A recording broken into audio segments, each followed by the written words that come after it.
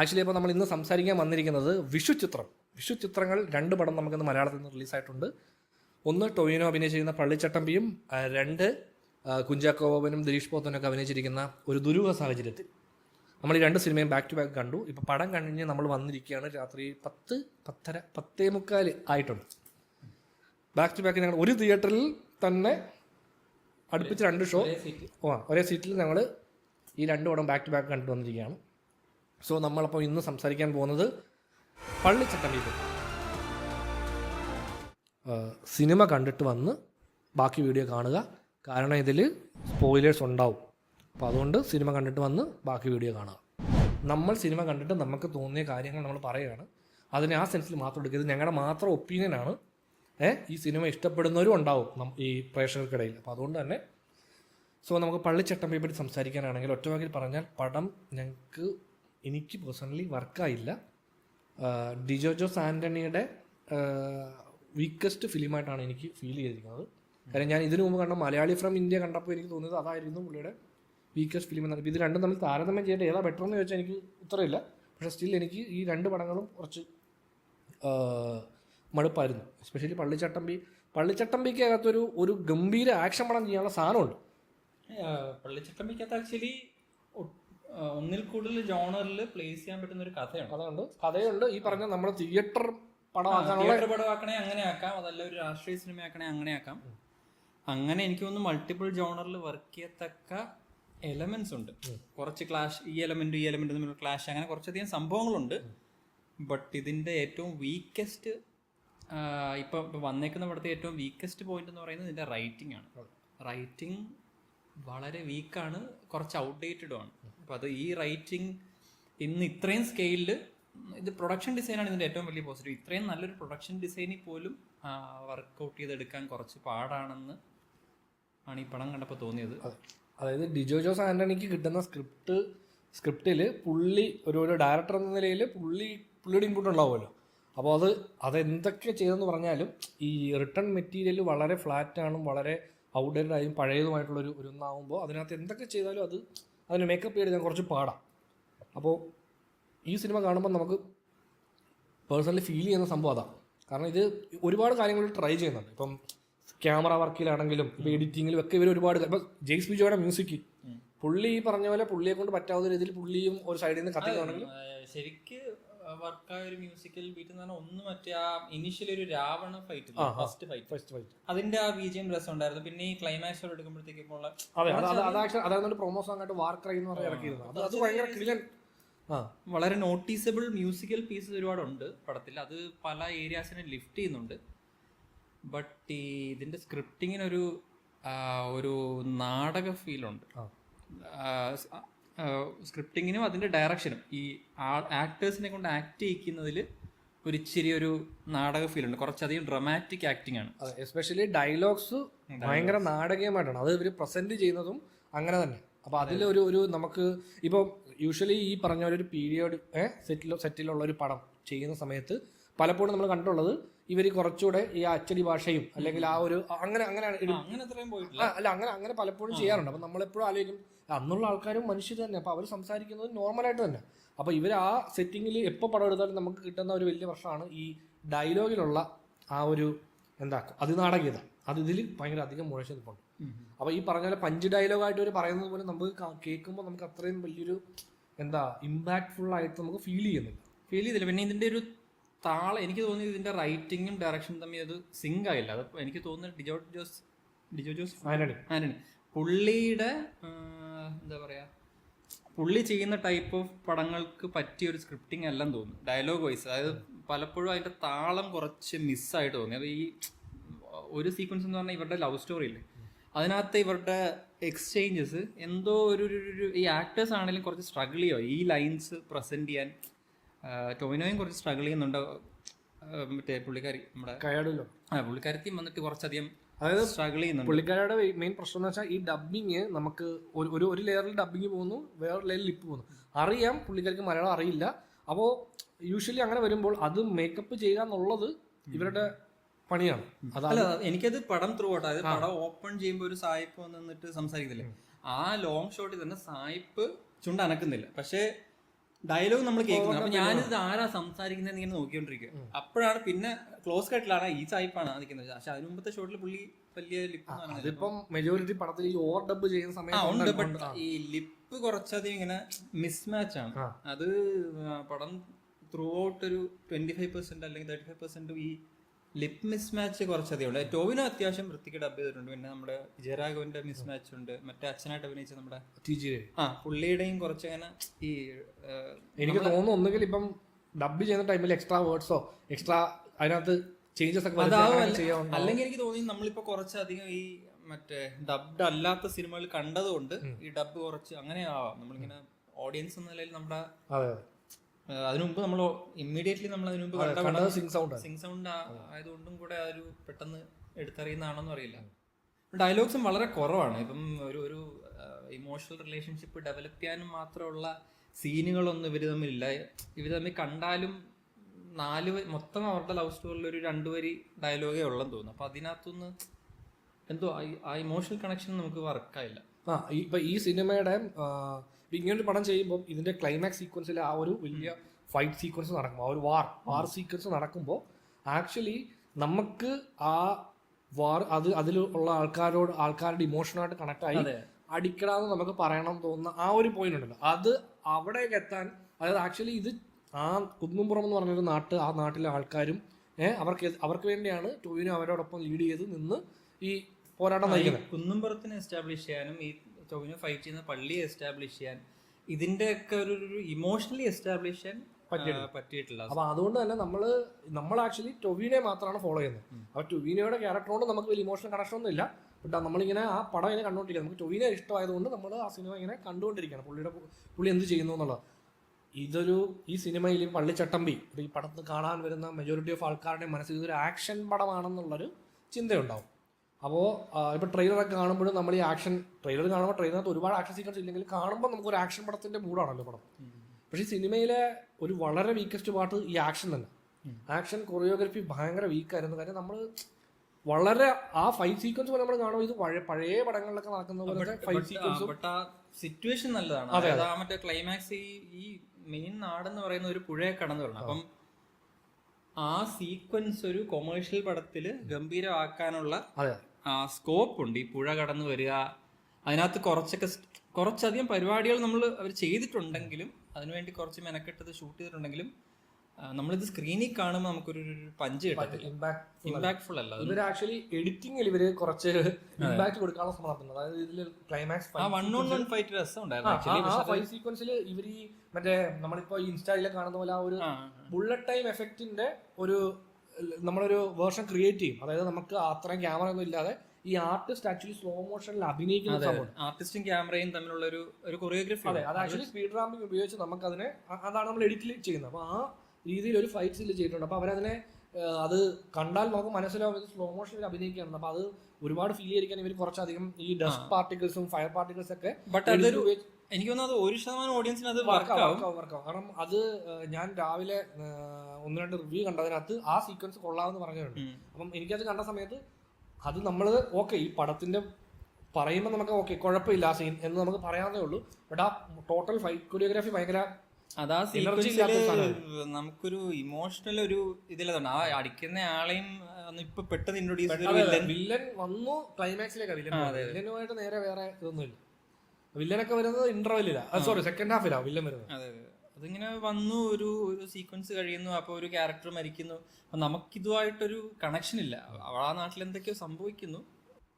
അങ്ങനൊരു അവസ്ഥയാണ് മൊത്തത്തിൽ പടത്തിന്. നമുക്കൊരു ഇമ്പാക്റ്റും ഇല്ല, നമുക്കൊരു അറ്റാച്ച്മെന്റും ഇല്ല.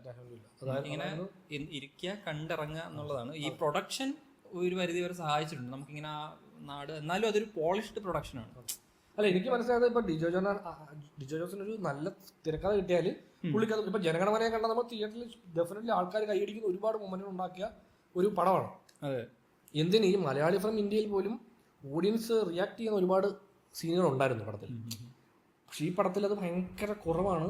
അതായത് ഒരു ഭയങ്കര ഫ്ലാറ്റ് ആണ് മൊത്തത്തിൽ. കുറച്ച് അധികം ഫ്ലാറ്റ്. ഈ പള്ളിച്ചട്ടമ്പിയുടെ ഇൻട്രോ സീക്വൻസ്, പിന്നെ അത് പള്ളിച്ചട്ടമ്പി ഈ നാട്ടിൽ വന്ന് ഇറങ്ങുന്ന സീക്വൻസ്, അതിനുള്ള റീസൺ. അപ്പൊ നമ്മൾ ഇതൊക്കെ സ്ക്രീനിൽ കാണുമ്പോഴത്തേക്ക് ഇതൊക്കെ കുറച്ച് ഈ ഇൻട്രോ ഫസ്റ്റ് ഫൈറ്റ് സീക്വൻസ് ഉണ്ട്, ആ ഫൈറ്റ് സീക്വൻസിൽ ഇവരൊരു ഇൻട്രോ കട്ട് ചെയ്യും. അതെ ഈ രാവണ, അത് എനിക്ക് തോന്നുന്നു ആ രാവണ ആ എലമെന്റ് തന്നെ നമ്മളൊരു വേർഷൻ കണ്ടിരുന്നെങ്കിൽ കുറച്ചുകൂടെ രസമായിരുന്നു തോന്നി. കാരണം പുതിയൊരു നമ്മളൊരു വേറൊരു നല്ലൊരു ഒരു ഫ്രഷ് സാധനം കാണാൻ പറ്റുന്ന പോലെ തോന്നിയാണ് എനിക്കത് അതിന്റെ ലീഡ് ഒരു പരിധി വരെ എവിടെയോ വർക്കാവുന്ന പോലെ തോന്നും. ഒന്നെങ്കിൽ ഇതിന്റെ റൈറ്റിംഗ് അല്ല നമ്മൾ സ്ക്രീനിലേക്ക് വന്നത്, ഇപ്പൊ റൈറ്റിംഗ് ഉദ്ദേശിച്ച മീറ്ററിലല്ല ഡയറക്ടിങ് നടന്നത്, അല്ലെങ്കിൽ ഡയറക്ടിങ്ങിന് സപ്പോർട്ട് ചെയ്യുന്ന രീതിയിലുള്ള റൈറ്റിംഗ്. എന്തോ ഒരു എലമെന്റ് ഔട്ട് ഓഫ് സിങ്ക് ആണ്. കാരണം മറ്റേ പല സ്ഥലത്തും തോന്നിയായിരുന്നു മറ്റേ ഇവരുടെ പ്രധാനമായിട്ട് ഭയങ്കര വീക്കായിട്ട് തോന്നി ഇവരുടെ ലവ് സ്റ്റോറി. ഈ ലവ് സ്റ്റോറിക്കകത്ത് സിംഗിൾ ലൈൻ അങ്ങോട്ടും ഇങ്ങോട്ടും പറഞ്ഞിട്ട് പിന്നെ ഈ സ്ലോ മോഷൻ പരിപാടിയില്ല. അപ്പം അത് ആ സ്ലോ മോഷൻ വർക്ക് ആവണം, ആ ഡയലോഗ് കുറിക്കുള്ളുന്ന പോലത്തെ ഡയലോഗ് ഉണ്ടാവണം. പക്ഷെ അത് ആ ഡയലോഗ് വീക്ക് ആയതുകൊണ്ട് തന്നെ ഈ സ്ലോ മോഷൻ കൂടെ വരുമ്പോൾ വല്ലാണ്ട് കുറച്ച് വലിയൊരു ഫീലാണ്. ഈ ഇവരുടെ ഈ റൊമാൻറ്റിക് സോങ് ഒക്കെ വരുന്നത് സെക്കൻഡ് ഹാഫിലാണ്.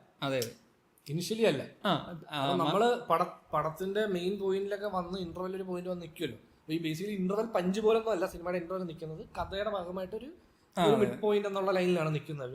നമ്മുടെ യൂഷ്വൽ സിനിമ കാണുന്ന ഒരു ആക്ഷൻ ബ്ലോക്കിലല്ല ഇന്റർവെൽ നിൽക്കുന്നത്. അതായത് യൂഷ്വൽ പടം എന്നല്ല, ഒരു ആക്ഷൻ പടത്തിന്റെ ഇന്റർവെൽ പഞ്ച് എന്ന് പറയുന്ന ഒരു ആക്ഷൻ ബ്ലോക്ക് ആയിരിക്കും മോസ്റ്റ് ഓഫ് ദ ടൈം. അങ്ങനത്തെ പരിപാടിയിലല്ല നിൽക്കുന്നത്. ഇത് കഥയുടെ മിഡ് പോയിന്റ് എന്നുള്ള ലൈനിലാണ് ഇവരിതിനെ പ്ലേസ് ചെയ്തിരിക്കുന്നത്. അത് കഴിഞ്ഞ ശേഷം സെക്കൻഡ് ഹാഫ് തുടങ്ങി കഴിയുമ്പോഴാണ് ഈ ഇവരുടെ ഈ നമ്മുടെ ഹിറ്റായ പാട്ടൊക്കെ വരുന്നത്.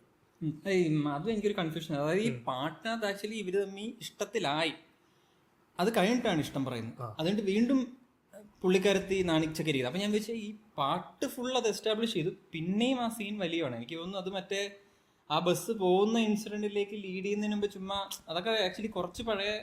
അതായത് നമുക്ക് ആ മൊമെന്റിൽ ഇവര് തമ്മിൽ ഇഷ്ടപ്പെട്ടു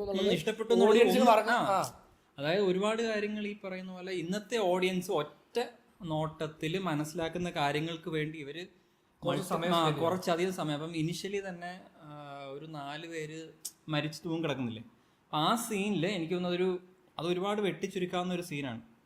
ഒരു കുട്ടി കരയുന്നു, ഒരു കുട്ടി കരയുന്നില്ല എന്ന് കേൾക്കുന്നതിന് പകരം ജസ്റ്റ് ആ ശബ്ദം ഇടുമ്പോൾ തന്നെ എല്ലാവരും നോക്കുമ്പോൾ തന്നെ അത് അങ്ങനത്തെ സംഭവങ്ങളൊക്കെ ഇല്ല. അത് കുറച്ചധികം സീൻസ് തോന്നി. അതായത് ഒരു കാര്യം പറയാൻ ഒരുപാട് സമയം എടുക്കുന്നതും അതിനുവേണ്ടി ഒരുപാട് ക്യാരക്ടേഴ്സ് ശ്രമപ്പെടുന്നതൊക്കെ ആയിട്ട് ഫീൽ ചെയ്തു. അപ്പം അത് റൈറ്റിങ്ങിൻ്റെ ആണോ ഡയറക്ടിങ്ങിൻ്റെ ആണോ എന്നറിയില്ല. ബട്ട് പിന്നെ എനിക്ക് ഇതിനകത്തെ രാഷ്ട്രീയമില്ലേ, അതിനകത്ത് എനിക്ക് സിനിമ തുടങ്ങിയപ്പോൾ പുള്ളി ചോദിച്ചതേ ഉള്ളൂ, ഈ ഡയറക്ടർ കോൺഗ്രസ്സുകാരനാണോ? അപ്പൊ ഞാൻ പറഞ്ഞു വെയിറ്റ് ചെയ്യ്, സംഭവം വരും എന്ന് പറഞ്ഞതേ ഉള്ളൂ. അല്ല, ഇത് പക്ഷേ പടം തീർന്നപ്പോ എനിക്ക് പുള്ളി ആരാന്നിപ്പോ വീണ്ടും ഡൗട്ടായി. സംഭവം വെച്ചാല് നമ്മുടെ ഈ അതായത് ഇവർക്ക് എല്ലാ വള്ളത്തിലും കാര്യം ഇങ്ങനെ അങ്ങനെ, അതായത് എല്ലാരും എങ്ങനെ ഒന്ന് ടച്ച് ചെയ്ത് നിൽക്കാനേ പറ്റത്തുള്ളൂ. ഒരു പ്രോപ്പർ സ്റ്റാൻഡ് എടുക്കാൻ കുറച്ച് ബുദ്ധിമുട്ടാണ്. അങ്ങനെ എനിക്ക് തോന്നിയിട്ടുണ്ട്. അല്ല, അങ്ങനെയും തോന്നി. ഈ നമ്മുടെ ഈ എന്തായിരുന്നു നാടകത്തിന്റെ പേര് നിങ്ങൾ എന്നെ കമ്മ്യൂണിസ്റ്റ് ആക്കി. അപ്പൊ ആ നാടകം നമ്മുടെ നാട്ടിൽ സംഭവിക്കാനും അതിന്റെ കോൺസിക്വൻസ്, അതിന്റെ റിസൾട്ട്, അത് കാരണം എന്തൊക്കെ ഗുണങ്ങളുണ്ട്, ഈ സംഭവങ്ങളെക്കുറിച്ച് ഒരു ബേസ് ലെവൽ സ്റ്റഡി ഉള്ള ആൾക്ക് ആ നാടകത്തിന് ഇങ്ങനെ സിനിമയെ പ്രസന്റ് ചെയ്യാൻ പറ്റത്തില്ല. ആ നാടകത്തിനെ കുറച്ച് കളിയാക്കുന്ന രീതിയിലാണ് എനിക്ക് ഫീൽ ചെയ്തത് സിനിമയെ പ്രസന്റ്. കാരണം ഞാൻ അതിനെക്കുറിച്ച് കുറച്ച് വായിച്ചിട്ടുണ്ട്. അപ്പോൾ ആ സീക്വൻസിന് വേണ്ടി റെബേക്കയായിട്ട് കയഡുവിനെ കാസ്റ്റ് ചെയ്തതൊക്കെ എനിക്ക് കുറച്ച് മിസ്കാസ്റ്റ് ആയിട്ട് തോന്നുന്നു. ആക്ച്വലി കൈലോവർ എക്സിസ്റ്റ് ചെയ്യാൻ പറ്റാത്തൊരു യൂണിവേഴ്സ് ആണ് ഒരു പ്ലേസ് പോലെ. കാരണം പുള്ളിക്കാരി മാത്രം ഭയങ്കര മാറി നിൽക്കും ഈ ഇതിൽ കംപ്ലീറ്റ്ലി അല്ലേ. പുള്ളിക്കാരത്തെയും പിന്നെ കുറച്ചധികം കുട്ടികളുടെ കാസ്റ്റ്. ടൊവിനോ എനിക്ക് അതൊക്കെ നേരത്തെ വന്നതാണല്ലോ, പുള്ളിയുടെ പേര് കൃഷ്ണപിള്ള എന്നുള്ളത് ഉള്ള എലമെന്റ്, അത് സഹാവ് കൃഷ്ണപിള്ള. അതാക്ച്വലി ഞാൻ പറഞ്ഞപ്പോൾ ഫസ്റ്റ് പേര് പറഞ്ഞപ്പോഴാണ് ഞാൻ പറഞ്ഞത് ഇത് അങ്ങനെയാണോ, അങ്ങനെ ഒരു അത് സഹാവ് കൃഷ്ണപിള്ള അല്ല, ബട്ട് അവരൊരു റെഫറൻസ്, അതായത് ആക്ച്വലി കൊമേഴ്ഷ്യൽ പടത്തിൽ ഇടാൻ പറ്റിയ ടൈപ്പ്. അപ്പോൾ ബേസിക്കലി ആ ഇടതുപക്ഷ ചായവുള്ള ആളുകൾക്ക് ആ സീക്വൻസുകൾ കാണുമ്പോൾ ഒരു വാവ് എന്നുള്ള ഒരു സംഭവം കിട്ടാൻ വേണ്ടിയുള്ള അത് കുറച്ചധികം ചായ്വുകൾക്ക് വാവ് കിട്ടാൻ ഉള്ള മൊമെന്റ്സ് ഉണ്ട്. അതായത് നമ്മുടെ ഉമ്മൻചാണ്ടി റെഫറൻസ്, ഇതീ പറയുന്ന പോലെ കുറച്ചധികം കമ്മ്യൂണിസ്റ്റ് റെഫറൻസുകളുണ്ട്, പിന്നെ പള്ളിക്കാരുടെ കുറച്ച് പരിപാടികൾ. അപ്പം ഇതൊക്കെ വരുന്നുണ്ടെങ്കിലും ഇതിൽ ആർക്കാണ് വാവ് കിട്ടുന്നതെന്ന് കിട്ടുന്നതെന്ന് നമുക്ക് പറയാൻ കൈയടിച്ച മൊമെന്റുകൾ കണ്ടപ്പോൾ മനസ്സിലായില്ലേ നമുക്ക്. നമ്മളല്ല, ആരൊക്കെയോ കൈയടിച്ചിട്ടുണ്ട്. സോ അത് നമുക്ക് അറിയാം ആർക്കൊക്കെയോ വർക്ക് ആവുന്നുണ്ട്. ബട്ട് നമുക്കത് അക്സെപ്റ്റ് ചെയ്യാൻ കുറച്ച് ബുദ്ധിമുട്ടുള്ള പ്രസന്റേഷൻ ആണ്. നമുക്കൊരു സബ്ജക്ട് കിട്ടിയ നിങ്ങൾ ഈ രണ്ട് പാർട്ടികളല്ല, നിങ്ങൾ മറ്റേമാരല്ല നിങ്ങൾ ബി ജെ പിക്കാരല്ല. അല്ല അല്ല, നമ്മുടെ ദുരന്തത്തെ കമന്റ് സെക്ഷൻ നോക്കിയാൽ മതി. നമ്മളാരാ അല്ല, അതിനകത്ത് എന്റെ ഒരു ഫ്രണ്ട് ചോദിച്ചാടാ, നീ ദുരന്തത്തിന് മാത്രം പ്രൊപ്പഗാൻഡ എന്ന വാക്ക് ഉപയോഗിച്ചു, വേണേ ഈ സിനിമയ്ക്ക് നമുക്കത് ഉപയോഗിക്കാം. ഇപ്പൊ ആർക്ക് ഏത് പടത്തിലും എടുത്ത് വെക്കാൻ പറ്റിയൊരു പടത്തിലും ഏതെങ്കിലും ഒരു രാഷ്ട്രീയ പാർട്ടിയെ പറ്റി സംസാരിച്ചാൽ അത് പ്രൊപ്പഗാൻഡ പടം ഒരു പരിധി വരെ മലയാള സിനിമയിലേക്ക് മറ്റൊരു പ്രൊപ്പഗാൻഡ പടം കൂടെ ആഡായി എന്ന് വേണമെങ്കിൽ പറയാം. ബട്ട് ഇപ്പൊ ഒരു അല്ല, പക്ഷെ ഇത് കണ്ട് രക്തം തിളയ്ക്കുന്ന കമ്മ്യൂണിസ്റ്റുകാരനുണ്ടാവുമെന്ന് സംശയമാണ്. അതുപോലെ ഒരു തണുപ്പൻ പ്രസന്റേഷൻ ആണ് കുറച്ച്. നമ്മളിതൊക്കെ ഇത്രയും പറയുന്ന കണ്ടപ്പം വിചാരിക്കും അത്ര മോശം പടമാണോ എന്ന്. ബട്ട് വാച്ചബിൾ ഫെയർ ആണ്, കുറച്ച് ഔട്ട്ഡേറ്റഡ് ഫെയർ ആണ്. അതെ, ഇതിപ്പം ചേട്ടൻ കുറച്ചും പറഞ്ഞ പോലെ ഇത് കാണുന്ന ഓഡിയൻസ് ഇല്ലേ, ഇപ്പൊ നമ്മൾ പണ്ടത്തെ മലയാള സിനിമയിലെ ഒരു 10-20 വർഷം മുമ്പുള്ള ഒരു മലയാള സിനിമയിൽ ഒരു നോർമൽ ആക്ഷൻ പടം കണ്ടാൽ, അല്ലെ ഒരു നോർമൽ സിനിമ, ഒരു നോർമൽ ആക്ഷൻ പടം, അല്ലെ നോർമൽ ആക്ഷൻ പടം കണ്ടാൽ ആ സിനിമയുടെ അതെന്താണോ കിട്ടുന്നത് നമുക്ക് ആ ഒരു ഫീൽ, അതുപോലെ നമ്മൾ ആ ഒരു 10 വർഷം മുമ്പുള്ള ഒരു പടം നമ്മൾ ഇപ്പൊ കാണുന്ന ഒരു ഫീലാണ്. ഈ കുറെ പേര് എനിക്ക് തോന്നുന്നു കടുവയൊക്കെ ഇറങ്ങിയപ്പോൾ അങ്ങനെ പറഞ്ഞായിരുന്നു, അത് ഇച്ചിരി ഇത്ര ഔട്ട്ഡേഷൻ ഇല്ല, എന്നാലും കുറച്ച് ഔട്ട്ഡേറ്റഡ് ഒരു ആക്ഷൻ പടം സ്റ്റൈലാണ്. കടുവ ഇതിലും ഫാർ ബെറ്റർ ആണ്. ഞാൻ പറഞ്ഞത് അത് ചിലർക്ക് അതൊരു ഈ ഔട്ട്ഡേറ്റഡ് പടങ്ങൾ എന്ന് പറയത്തില്ല, ചിലരുടെ ആ പ്രസന്റേഷൻ ഒരു ഇച്ചിരി പുറകിലാണെങ്കിൽ. ബട്ട് ഇതാണ് എനിക്ക് കുറച്ചുകൂടെ ഒരു ഔട്ട്ഡേഷൻ ആണ് ഇതിന്റെ. ഷാജിയേട്ടൻ ഫാനാണ്. അപ്പൊ ഷാജി കൈലാസ് എന്ന സംവിധായകന്റെ വലിയ ആരാധനയാണ്. അപ്പൊ എനിക്ക് അതുകൊണ്ട് പുള്ളിയുടെ സിനിമകളെല്ലാം ഞാൻ ഭയങ്കരമായിട്ട് കാണുന്നത്, ഫസ്റ്റ് പോയി കാണുന്നത്. കടുവയും കാപ്പയും എല്ലാം ഞാൻ ഫസ്റ്റേ കണ്ടാണ്. എല്ലാത്തിനും നമുക്ക് അഭിപ്രായ വ്യത്യാസങ്ങൾ ഉണ്ടെങ്കിൽ പോലും എൻജോയബിൾ പടങ്ങളാണ്. ബട്ട് ഈ പറഞ്ഞ ആ എൻജോയബിൾ എലമെന്റ് നമുക്കിത് ഈ സിനിമ കാണുമ്പോൾ നമുക്ക് പെട്ടെന്ന് നമ്മൾ കണക്ട് ആവുന്ന പഴയ ആ ഒരു ഷാജി കൈലാസ് പടത്തിന്റെ മൂഡിലേക്ക് പോകുമെന്ന് തോന്നുന്ന ഒരു ട്രെയിലർ കണ്ടാൽ നമുക്ക് ഇത് അതുപോലത്തെ പടമാണെന്ന് തോന്നാം. പക്ഷെ അത്രയും ഒരു എൻജോയബിൾ ആയിട്ട് നമുക്ക് ഫീൽ ചെയ്തില്ല എന്നുള്ളതാണ്. ഈ പടം കണ്ട് ഇറങ്ങി പടത്തിനെ കുറിച്ച് ചിന്തിക്കുമ്പോൾ നമ്മളിങ്ങനെ പെറുക്കി വെക്കാൻ ഒരുപാട് ഈ എലമെന്റ് വർക്ക് ആവേണ്ടതാണ്. കാരണം ഒന്ന് ഞാൻ കണ്ടിട്ട് തോന്നി ഈ ഇതെവിടെ ഷൂട്ട് ചെയ്തതെന്ന് ചോദിച്ചു. കാരണം നല്ല രസമുള്ള ഒരു നാടാണ്, അതിൻ്റെ രസമുണ്ട്, അതിൻ്റെ ലൊക്കേഷൻ ആണെങ്കിലും അതിൻ്റെ ജിയോഗ്രഫി എല്ലാം ഭയങ്കര രസമാണ്. എന്തോ ഒരു നാട് കടന്ന് പുഴയിൽ കൂടെ വരിക, അങ്ങനത്തെ കുറച്ച് നരൻ ഷൂട്ട് ചെയ്ത സ്ഥലം പോലെയൊക്കെ ഇരിക്കും. പക്ഷെ നരൻ്റെ അകത്ത് നമ്മൾ ആ നാടിനൊരു മുള്ളൻകൊല്ലിയോട് തോന്നുന്ന ഒരു സംഭവം ഇതിനകത്ത് വരത്തില്ല. അങ്ങനൊരു മിസ്ഡ് ഓപ്പർച്യൂണിറ്റി ഉണ്ട്. പിന്നെ ഈ ലവ് സ്റ്റോറി ആണെങ്കിലും നാടകം കളിക്കുന്ന ആളോട് ആ എലമെന്റ് ഒക്കെ അല്ലേ, കൃഷ്ണപിള്ളയായിട്ട് വരുന്നു, ഈ നാട്ടിൽ വരുമ്പോൾ പേര് മാറ്റി വരേണ്ടി വരുന്നു, പിന്നെ നാടകം കണ്ട് അതാ നമ്മളിത് ഇപ്പൊ ഈ കഥ നമ്മളൊരാളോട് പറഞ്ഞാൽ ഇത് കൊള്ളാമല്ലോ എന്നൊരു പക്ഷെ ചിലപ്പോൾ ചോദിച്ചു. കഥ നമ്മളൊരാൾ പറഞ്ഞ കഥ നമുക്ക് രസകരമായിട്ട് ഫീൽ ചെയ്യും. പക്ഷെ അത്ര രസകരമായ ഒരു പടമല്ല നമ്മൾ കണ്ടത്. അതെ, നമ്മൾ കണ്ടോണ്ടിരിക്കുമ്പോൾ ഉള്ള രസം അത്ര. അതാ ഞാൻ പറഞ്ഞത്, ഈ സിനിമയിൽ ഒരു ഭയങ്കര തിയേറ്റർ പടം ഉണ്ടാക്കാനുള്ള എല്ലാ എലമെന്റുകളും ഉണ്ട്. ബട്ട് അതിനെ ഒന്നുകൂടെ ഇരുന്ന് നല്ല കൂടെ വൃത്തിയാക്കി ഒന്നുകൂടെ എഴുതിയിരുന്നെങ്കിൽ വേ ബെറ്റർ ഒരു പടം. അത് തിയേറ്ററിൽ ആൾക്കാർ, കാരണം ഈ പടം 2 മണിക്കൂർ 10 മിനിറ്റേ ഉള്ളൂ. ആ ടൈം, അതായത് ഒരുപാട് വലിച്ചു നീട്ടാനൊന്നും പോകുന്നില്ല. അപ്പം അതുകൊണ്ട് തന്നെ ആ ടൈം പീരീഡിനകത്ത് ഒരു നല്ലൊരു ആക്ഷൻ പടം ഉണ്ടാക്കാൻ എനിക്ക് സാധിച്ചത്. ഈ പറഞ്ഞ പടത്തിൽ ഈ ആക്ഷൻ പടം എന്ന് പറയുമ്പോൾ ഈ പടത്തിൽ ഒരുപാട് ആക്ഷൻ സീക്വൻസുകളൊന്നുമില്ല. ഫസ്റ്റ് ഇൻട്രോഡക്ഷൻ ഫൈറ്റ് കഴിഞ്ഞാൽ പിന്നെ ക്ലൈമാക്സിൽ ആ ഒരു വലിയ സീക്വൻസാണ്. ഇതിനിടയ്ക്ക് വേറെ വലിയ ആക്ഷൻ സീക്വൻസുകളൊന്നുമില്ല. ഇച്ചിരൂടെ ആക്ഷൻ പടമായിട്ട് പുഷ് ചെയ്യണമായിരുന്നെങ്കിൽ എനിക്ക് തോന്നുന്നു മറ്റേ പള്ളിച്ചട്ടമ്പി വന്നിട്ട് ആ നാട്ടുകാരെ ട്രെയിൻ ചെയ്യിക്കുന്ന സീക്വൻസ് കുറച്ചുകൂടെ ഇത് മൊണ്ടാഷി കളയുന്നതിന് വരും ഒരു പാട്ടിൽ അത് ഓടിച്ചു അത് എക്സ്റ്റെൻഡ് ചെയ്തിട്ട് ആ സംഗതിയെ എടുത്ത് ക്ലൈമാക്സിൽ പ്ലേസ് ചെയ്യാൻ പറ്റിയാണ്. അതാകുമ്പോഴത്തേക്കും ആക്ഷൻ ബീറ്റ്. ഇപ്പോൾ ഇനിഷ്യൽ ഒരു ഫൈറ്റ് ഉണ്ട്, ഇടയ്ക്കത്തെ ഈ ട്രെയിനിങ് സീക്വൻസ് ഉണ്ട്, പിന്നെ ആ ട്രെയിനിങ് സീക്വൻസിൽ നമ്മൾ ഈ സ്പെസിഫിക് പിള്ളേരെ പരിചയപ്പെടുന്നു. ഇതിനകത്ത് എല്ലാവരും റാൻഡം ആയിട്ടാ ഫീൽ ചെയ്യുന്നത്. അവരെ നമ്മളിങ്ങനെ ജസ്റ്റ് ആ പാട്ടിൽ ഇങ്ങനെ വരുന്നു, അന്ന് പോകുന്ന കുറച്ച് ആളുകൾ എന്നുള്ള കണക്ഷൻ ഉണ്ടാവുന്നില്ല. അതാണ് കേട്ടോ. അതായത് ഈ ക്ലൈമാക്സിൽ ഫൈറ്റ് ചെയ്യുന്ന ആളുകളുണ്ടല്ലോ, അല്ല ആ നാട്ടുകാരിലെ ആൾക്കാർ, ഇവരെ ആരെ നമ്മൾക്ക് എസ്റ്റാബ്ലിഷ്ഡ് അല്ല. അതുകൊണ്ട് തന്നെ ഈ സിനിമയിൽ ഈ നായകൻ വന്ന നാട്ടിലേക്ക് എത്തി ആ നാട്ടുകാരുടെ പ്രശ്നത്തിലേക്ക് ഇടപെട്ട നാട്ടുകാർക്ക് വേണ്ടി കൂടെ നിന്ന് ഫൈറ്റ് ചെയ്യുക. പക്ഷെ ഈ നാട്ടുകാരെ ആരെ നമുക്ക് കണക്ഷനും ഇല്ല. നമ്മൾ ഇവരെല്ലാം ഇങ്ങനെ 2 സീനിൽ കണ്ടുപോവുക, നമ്മൾ ഇവരുടെ കൂടെ സഞ്ചരിക്കുന്നത്. അപ്പം നമുക്ക് ഈ ക്യാരക്ടർ നാട്ടിൽ വന്ന് അയാൾക്ക് ആ നാട്ടുകാരോട്ടൊരു കണക്ഷൻ ഉണ്ടായി, പിന്നീട് വേണം ഈ സംഭവം നടക്കാൻ. അപ്പം ഇതൊന്നും വർക്കാവാത്തതുകൊണ്ട് നമ്മൾ ഈ ലാസ്റ്റ് ഇവരെല്ലാം ഫൈറ്റ് ചെയ്യുമ്പോൾ അവർ ഫൈറ്റ് ചെയ്യട്ടെ. എനിക്ക് പടം കണ്ടോണ്ട് തോന്നിയ ആ വൺലൈനുണ്ട്. അതായത് പുലിയെ കൊല്ലാൻ ഒരു വേട്ടക്കാരനെ വിളിക്കുന്നു, ഈ വേട്ടക്കാരൻ പുലിയേക്കാൾ വലിയ ശല്യമായി മാറുന്നു. ഇതാണ് മൃഗയുടെ കഥ. അതുപോലെ തന്നെ ഞാൻ ഈ കഥ തുടങ്ങിയപ്പം ആലോചിച്ചത്, ഒരു പള്ളിച്ചട്ടമ്പിയായിട്ട് ഒരാളെ വിളിക്കുന്നു, അതിനുശേഷം അയാളുടെ നാട്ടുകാർക്ക് പ്രശ്നമാകുന്നു, അല്ലെങ്കിൽ പള്ളിക്ക് തന്നെ പ്രശ്നമാകുന്നു. ആ ലൈൻ ഇതിനകത്ത് കിടപ്പുണ്ട്. പക്ഷെ ഈ കോൺഫ്ലിക്ട്സ് ഒക്കെ ഭയങ്കര ഫോഴ്സ്ഫുള്ളി മാനുഫാക്ചർ ചെയ്തേക്കും. അപ്പം നമുക്ക് പള്ളിയിൽ നിന്ന് പുള്ളി ഇറക്കി വിടുമ്പോഴത്തേക്കും അത്ര വലിയ പ്രശ്നമൊന്നും അല്ലല്ലോ എന്ന് തോന്നും. നമുക്കത് ഫീൽ ചെയ്യുന്നില്ല, അതിന്റെ ഒരു ഡെപ്ത്, ആ ഒരു ഡ്രാമ ഫീൽ ചെയ്യുന്നില്ല. ലാക്ക് ഓഫ് ഡ്രാമയാണ്. അതുകൊണ്ട് തന്നെ നമുക്ക് ഇതിങ്ങനെ ഭയങ്കര ഫാസ്റ്റ് ഫോർവേഡ് ആയിട്ട് ഇവരിങ്ങനെ പടം ഇങ്ങനെ മുമ്പോട്ട് പോകുന്നുണ്ട്. പടം ഇങ്ങനെ മുമ്പോട്ട് പോവാണ്. പക്ഷെ നമുക്ക് അതിനകത്ത് പ്രത്യേകിച്ച് വലിയ കണക്ഷൻ ഇല്ലാത്തതുകൊണ്ടാണ്. പിന്നെ ആക്ച്വലി ഈ സിനിമ ഇറങ്ങുന്നതിന് മുമ്പ് മുതലേ ഇതിനെപ്പറ്റി സംസാരിച്ചുകൊണ്ടിരുന്ന എല്ലാവരും പറഞ്ഞിരുന്ന സംഭവമുണ്ട്, പടത്തിലെ ക്യാമിയോ. അപ്പോൾ ഈ സിനിമയിലും ഒരു മെയിൻ ക്യാമിയോ റോൾ ചെയ്തിട്ടുണ്ട്. അതിപ്പോൾ ആരാണെന്നുള്ളത് സോഷ്യൽ മീഡിയയിലെല്ലാം വൈറലായിട്ടുണ്ട്. അത് വേറെ ആരുമല്ല, നമ്മുടെ രാജുവേട്ടനാണ്. പുള്ളിയുടെ യങ്ങർ വേർഷൻ കാണിച്ച സമയത്ത് ആ ലുക്ക് രസമുണ്ട്. ആ സീക്വൻസ് ആയിട്ടൊന്നും പറയാനില്ല, അതൊരു ജസ്റ്റ് ഒരു ചെറിയ ഗ്ലിംസ് പോലെ നമ്മൾ കാണുന്നത്. പക്ഷേ പിന്നീട് റീഇൻട്രൊഡ്യൂസ് ചെയ്യും പ്രായമായൊരു വേർഷൻ. ആ വേർഷൻ്റെ വലിയ പ്രശ്നം എന്ന് വെച്ച് കഴിഞ്ഞാൽ മേക്കപ്പ് ഒരു വലിയ പരാജയമാണ്. അതായത് അതിന് കാരണം ഒരു ബിയേഡ്, ഭയങ്കര വിയേഡ് ബിയേഡായിപ്പോയി. പിന്നെ എനിക്ക് തോന്നുന്നു ഈ കൊറിയോഗ്രഫി, ഫൈറ്റ് സീക്വൻസിന്റെ അത് കുറച്ച് വീക്കായത് നമ്മൾ നേരത്തെ പറഞ്ഞതാണ്. അത് ആക്ച്വലി ഐഡിയ പരമായിട്ട് എനിക്ക് കുറച്ചുകൂടി ഇഷ്ടപ്പെട്ടത് ആ രാവണ ഫൈറ്റാണ്. അതിൻ്റെ ഐഡിയ എവിടെയൊക്കെയോ വർക്കാണ്. ആ ഇന്റർ കട്ടൊക്കെ ചിലതൊക്കെ നല്ല രസമുണ്ടായിരുന്നു.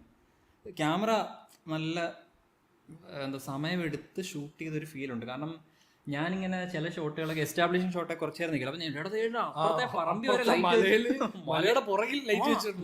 ഭയങ്കര വൈഡായിട്ട് ലൈറ്റിംഗ് ഒക്കെ ചെയ്ത് ലൈറ്റപ്പ് ഒക്കെ ചെയ്ത് അപ്പം അത്രയും കഷ്ടപ്പെട്ട് ഇവർ ഷൂട്ട് ചെയ്തിട്ടുണ്ട്.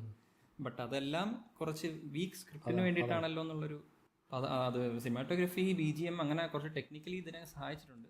അപ്പോൾ നമ്മൾ ക്യാമിയോയെ പറ്റി സംസാരിച്ചല്ലോ. അപ്പോൾ ഈ ക്യാമിയോയുടെ കഥ, അതായത് ഈ പടത്തിൻ്റെ ഒറിജിനൽ നടന്ന ഈ പള്ളിച്ചട്ടമ്പി എന്ന് പറയുന്ന ഒറിജിനൽ സ്റ്റോറിയുണ്ട്. അതായത് ഈ പറഞ്ഞ കമ്മ്യൂണിസ്റ്റുകാർക്കെതിരെ ക്രിസ്റ്റഫറായി വാഴിച്ചു കൊണ്ടുവരുന്ന ഒരു ചട്ടമ്പി എന്നല്ല, ഈ അടവും തികവും അറിയാവുന്ന അവിടുത്തെ ആളുകളെ പരിശീലിപ്പിക്കാവുന്ന ഒരു യോദ്ധാവ് എന്നാണ് പറയുന്നത്.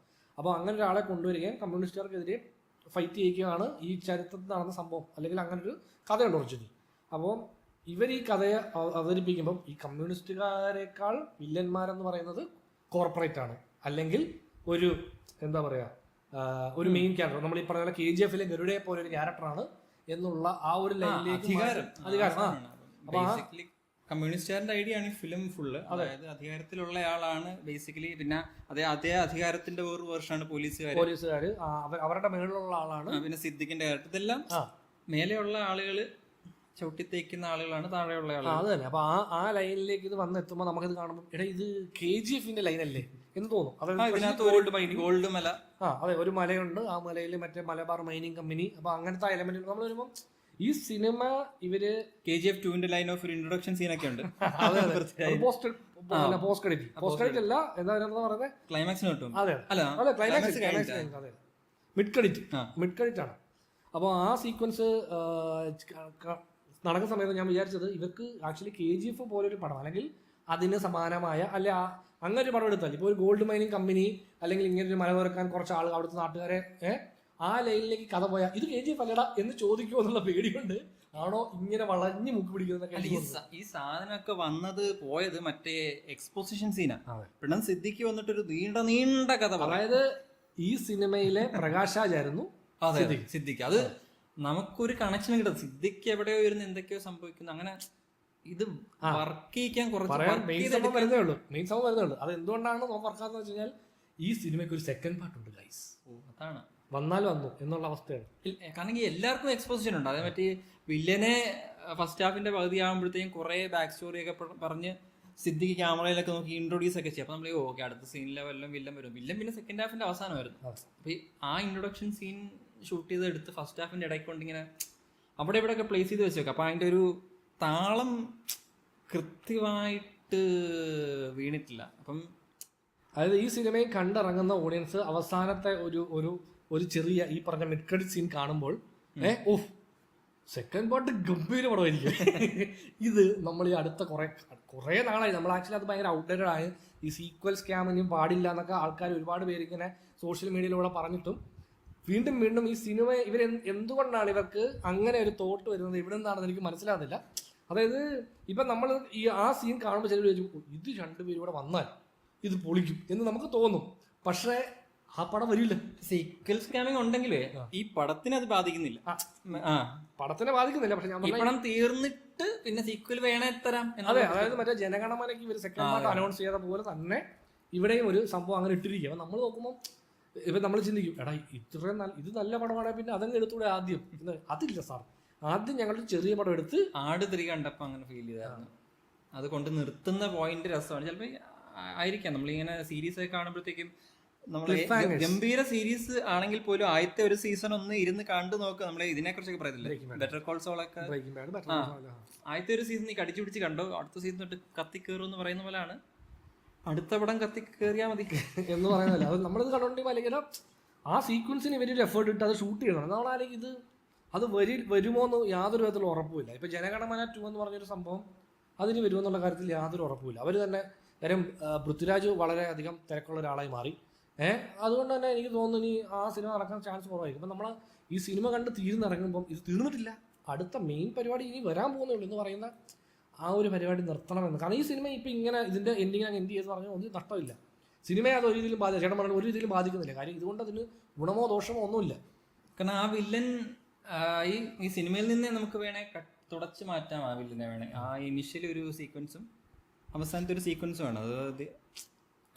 അതെ, അതപ്പോൾ പറയുമ്പം കാരണം ഈ പടത്തിലൊരു വീക്ക് വില്ലനാണ്. ഈ സിനിമയിലെ വില്ലൻ എന്ന് പറയുന്നത് ഒരു പോലീസ് ക്യാരക്ടർ ചെയ്ത ഒരു നടന്റെ പേര് ഓർമ്മയില്ല. അപ്പോൾ ആ നടനാണ് അത് ചെയ്തിരിക്കുന്നത്. ട്രെയിലറൊക്കെ ഉണ്ടാകുന്നില്ല പോലീസുകാരുടെ വില്ലൻ, നമുക്ക് ട്രെയിലർ തന്നെ കാണുമ്പോൾ ഇതാണ് വില്ലൻ, അത്രേ ഉള്ളൂ. ആ പുള്ളിക്ക് ഒരു ഇൻട്രോഡക്ഷൻ സീനും പിന്നെ ക്ലൈമാക്സിന്റെ ഫൈറ്റുമാണ്. അത് പറഞ്ഞപ്പോഴാണ് ഈ ട്രെയിലറിൽ അവർ കള്ളത്തരമൊന്നും ചെയ്തിട്ടില്ല. ട്രെയിലർ കാണുമ്പോൾ നിങ്ങൾക്ക് ഇത് ഓക്കെ ഈ ലൈൻ ഓഫ് ഈ ടോൺ എനിക്ക് ഇഷ്ടമാണെന്ന് തോന്നുവാണെങ്കിൽ പടം കാണുമ്പോൾ എനിക്ക് തോന്നുന്നു നിങ്ങൾക്ക് വർക്കാവാം. ഇത്രേ ഉള്ളൂ പടം മനസ്സിലായി കഴിഞ്ഞാൽ ഇത്രേ ഉള്ളൂ. ട്രെയിലറിന്റെ അതേ ടോണാണ് സിനിമ. അപ്പൊ നമ്മൾ ട്രെയിലർ കണ്ടപ്പോഴും ഈ ഡയലോഗ്സ് കുറച്ച് നാടകീയമാണെന്ന് നമ്മൾ ഫീൽ ചെയ്തു. ബട്ട് വിഷ്വലി ഗ്രാൻഡ് ആണെന്ന് തോന്നി. നമ്മൾ പടം കാണുമ്പോഴും സെയിം ഇമ്പാക്റ്റ് ആണ്. വിഷ്വലി ഗ്രാൻഡ് ആണ്, ഡയലോഗ്സ് ആൻഡ് റൈറ്റിംഗ് ആണ് നമുക്ക് കുറച്ച് വീക്കായിട്ട് ഫീൽ ചെയ്തത്. അപ്പം അത് ഈ അത്ര ഈ വർഷം കണ്ട ഏറ്റവും മോശം പടം അങ്ങനെയൊന്നും പറയാനൊന്നുമില്ല. ഒരു പാസബിൾ ഫിലിമാണ്. അതെ, നമ്മൾ ഈ സിനിമയെ സംഭവമാണ്. ഈ സിനിമ അങ്ങനെ ഓർത്തിരിക്കാനുള്ള കൈൻഡ് ഓഫ് അങ്ങനെ സീക്വൻസുള്ള കാര്യങ്ങളൊന്നും ആക്ടിങ് മൊമെന്റ്സ് ഒന്നും ഇല്ലാത്തൊരു സിനിമയാണ്. അങ്ങനെ ജസ്റ്റ് ഒരു പാസബിൾ ഫിലിം, നമ്മൾ കണ്ടു മറന്നു പോകുന്ന ടൈപ്പ് ഓഫ് ഒരു ഫിലിമാണെന്ന് തോന്നുന്നു. അതെ, മറ്റേ ഇതിനകത്ത് രാഷ്ട്രീയം പോലും എനിക്ക് തോന്നുന്നില്ല എവിടെയും വിവാദം പോലും ആണ്. കാരണം അങ്ങനെ ഒരു സെപ്പറേഷൻ ഫീൽ ചെയ്തില്ല. ഇപ്പം ഒരു സെറ്റ് ഓഫ് ജനറിക് ഐഡിയോളിസം എന്നാണോ അതിന് പറയുന്നത്, ഐഡിയോളജി വേഴ്സസ് വേറെ സെറ്റ് ഓഫ് ആ ഒരു ലൈനിലാണ് ഇതിനകത്ത് എല്ലാ രാഷ്ട്രീയവും പറഞ്ഞു. ഇപ്പൊ കമ്മ്യൂണിസ്റ്റുകാരെ സെപ്പറേറ്റ് ചെയ്യുന്ന എന്താണെന്ന് അത് ശരിക്കും കാണിക്കാൻ പറ്റിയൊരു അവസരമായിരുന്നു ആ നാടകവും അതിന്റെ കണ്ടന്റും അതിന് ചുറ്റുമുള്ള സംഭവങ്ങളില്ല. ഞാൻ വെച്ചാൽ അതിലേക്കൊക്കെ അതെല്ലാം സർഫസ് ലെവലിൽ കാണിച്ചു പോകാൻ അപ്പുറത്തേക്ക് ഡീപ്പായിട്ട് ഒന്നിലേക്ക് പോകണ്ടെന്നുള്ള ലൈനിലാണ് തോന്നുന്നത്. അങ്ങനെ ആയിരിക്കും. അതാണ് എനിക്ക് മനസ്സിലായത്. ഇവർക്ക് ഒരു ന്യൂട്രൽ ആയിട്ട് ഇതിനെ ഹാൻഡിൽ ചെയ്ത എന്നുള്ളതാണ് അവരുടെ ഉദ്ദേശം. ഇതിപ്പോ കാണുമ്പോൾ നമുക്ക് ഒരു സൈഡിനോട് ഒരു ദേഷ്യമോ അറ്റാച്ച്മെന്റോ തോന്നത്തില്ല. എല്ലാ സൈഡും ഇങ്ങനെ എക്സിസ്റ്റ് ചെയ്യുവാണ്. ലാസ്റ്റ് അതിൻ്റെ പടത്തിന്റെ ഉദ്ദേശം ലാസ്റ്റ് പറഞ്ഞു എല്ലാവരും മനുഷ്യരാണ്, അങ്ങനെ കണ്ടാൽ മതി എന്നുള്ള ലൈനിലാണ് പടം പറഞ്ഞു നിർത്തുന്നത്. ഒരു ന്യൂട്രൽ മെസ്സേജിങ്. അപ്പോൾ അതൊക്കെയാണ്. പടം നമ്മളെ വേദനിപ്പിച്ചില്ല, നമ്മളെ ഇരുത്തി മുഷിപ്പിച്ചില്ല. നമ്മൾ ഭയങ്കരമായിട്ട് ടയേർഡായൊന്നുമില്ല സിനിമ കണ്ട്. സിനിമ വളരെ കുറച്ച് സമയമേ ഉള്ളൂ. താല്പര്യമുള്ളവർ ഡെഫിനറ്റ്ലി തിയേറ്ററിൽ പോയി തന്നെ കണ്ടു നോക്കൂ. ചിലപ്പോൾ ഒരുപക്ഷെ നിങ്ങൾക്ക് ഈ പടം ഭയങ്കരമായിട്ട് ഇഷ്ടപ്പെടാം. ഇപ്പം നമ്മൾ ഈ പറഞ്ഞ ഒപ്പീനിയനോട് യോജിക്കുന്നവരും അത് യോജിക്കാത്തവരും ഉണ്ടാവും. സോ നിങ്ങൾ സിനിമ കണ്ടിട്ട് വന്ന് ഈ വീഡിയോ കാണുന്നതായിരിക്കും നല്ലത്. സിനിമയെക്കുറിച്ച് ഇപ്പോൾ ഇത്രയും നേരം പറഞ്ഞപ്പം നമ്മൾ കുറച്ചധികം നെഗറ്റീവായിട്ട് പറഞ്ഞു, സിനിമ തകർക്കാൻ ശ്രമിച്ചു. ആ ലൈനിലേക്കും ചിന്തിക്കണം. നമുക്ക് നമ്മുടെ രണ്ടുപേരുടെ ഒപ്പീനിയൻ നമുക്ക് വർക്കായില്ലേ, സിമ്പിളായിട്ട് പറയാം. അത് വർക്കായില്ല എന്നതൊരു ന്യൂട്രൽ രീതിയിൽ ഇത് പറയുന്നതാണ്. നമുക്ക് വർക്കായില്ല. ഇത് നമുക്ക് കുറച്ച് ഔട്ട്ഡേറ്റഡ് ആയിട്ട് ഫീൽ ചെയ്തു. റൈറ്റിംഗ് കുറച്ച് വീക്കായിട്ട് ഫീൽ ചെയ്തു. ബട്ട് ഇതിൻ്റെ എഫേർട്ട് നമ്മൾ മാനിക്കുന്നു. ഇതിൻ്റെ ഫിലിം മേക്കിംഗ് എഫേർട്ട്. ഇതിനു വേണ്ടി ഇത്രയും വീക്കായിട്ടുള്ള ഒരു സ്റ്റോറി ആണെങ്കിൽ പോലും അതിനകത്ത് ഒട്ടും എന്താ പറയുക, വീക്കായിട്ടുള്ള അവർ പ്രസന്റ് ചെയ്തേക്കുന്നത്. അവർ മറ്റേ നല്ല സ്കെയിൽ ഗ്രാൻഡായിട്ട് ഇത് എടുത്തു വെച്ചിട്ടുണ്ട്. But it was not enough to cover the weak script. അപ്പം അങ്ങനെയുള്ളൊരു അഭിപ്രായമാണ് നമുക്കുള്ളത്. പിന്നെ ഡയറക്ടറുടെ ഒരു ക്യാമിയോ ഉണ്ട്, ചെറിയ ക്യാമിയോ. അത് പുള്ളിയുടെ സിനിമകളിലെല്ലാം ഉണ്ട്. അതിൻ്റെ കൂട്ടുകാരനാണെന്നും പറയുന്നുണ്ട്.